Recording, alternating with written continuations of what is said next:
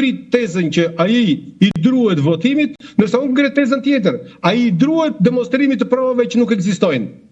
Pra, gjithë procedura që unë ngrita me të madhe në komunikimin me ju, që nuk ka prova që vërtetojnë në shkeljen e ligjit nga ana e Belit dhe Palukut, në atë dosje që ne disponojmë, do të ballafaqohet me një rezistencë nga ana e parlamentit në mungesë të provave. Dhe pikërisht SPAK-u për të shmangur një ballafaqim të tillë, po prodhon politik tani.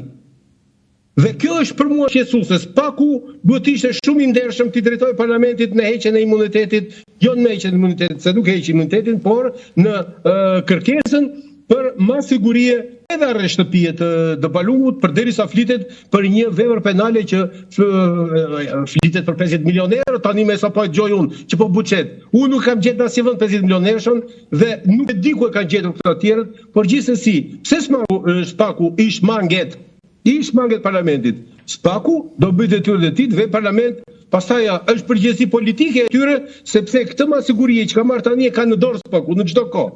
Aman kur ky ballafaqon dhe parlamentin me